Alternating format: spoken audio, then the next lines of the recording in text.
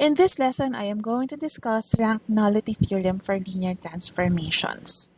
Suppose that this is our matrix A, and I want to find the rank and nullity of A. Let us recall that the rank of A is the dimension of the column space of A. And to get the dimension of the column space, we have to get the linearly independent elements among the columns of A. And to do that, if you can recall, we get the REF of A and we get its pivot columns. These columns indicate that the linearly independent elements would be the first, second, and the fourth columns. But the point here is that the dimension of the column space of A is the number of pivot columns. And in this case, it's equal to 3. What about the nullity of A? The nullity of A is the dimension of the null space of A. And to get the null space of A, we are solving this augmented matrix. AX is equal to 0. Again, my REF is already here.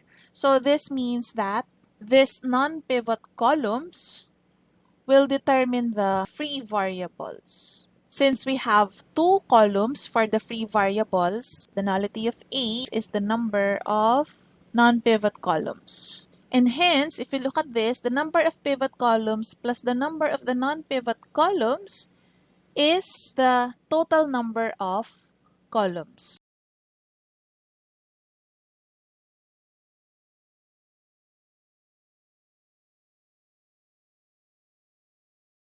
But since the number of pivot columns is the rank of A, and the number of non-pivot columns would be the nullity of A, we get that this is equal to the number of columns of A. Now, in general, this is true for any matrix A. The rank of a matrix plus the nullity of a matrix is equal to its number of columns. And that is the rank-nullity theorem for matrices. Now, let us recall that if we have this linear transformation TA, we have already encountered this TA many times in our previous video lectures. It maps a vector in Rn to Rm by multiplying the input by A on the left. We've seen in our previous video lectures, the nullity of this transformation is the same as the nullity of your matrix A, and the rank of the linear transformation is equal to the rank of your matrix.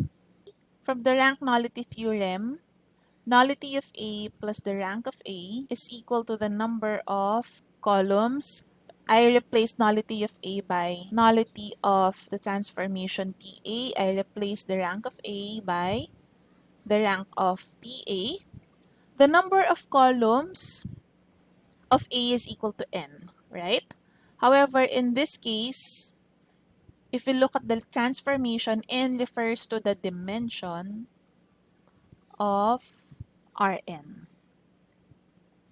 So hence, the nullity of TA plus rank of TA is equal to n, or the dimension of Rn. In general, if T is any linear transformation, not necessarily TA, it is also true that the rank of the transformation plus the nullity of the transformation is equal to the dimension of your domain.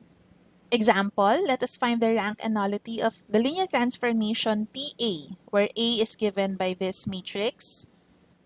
The rank of TA is the same as the rank of A, and the rank of A is equal to the number of pivot columns, so that's equal to 2.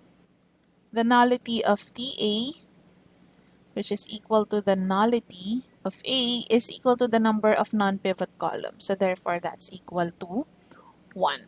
Take note, 2 plus 1, rank plus nullity is equal to the dimension of R3, which is equal to 3. Suppose that T is a linear transformation from R5 to R7. Find the dimension of the kernel of T if the dimension of the range is 2. What is the dimension of the range? That is your rank of T. The rank of T is 2. And we are looking for the dimension of the kernel of T. Dimension of the kernel of T is the nullity of T.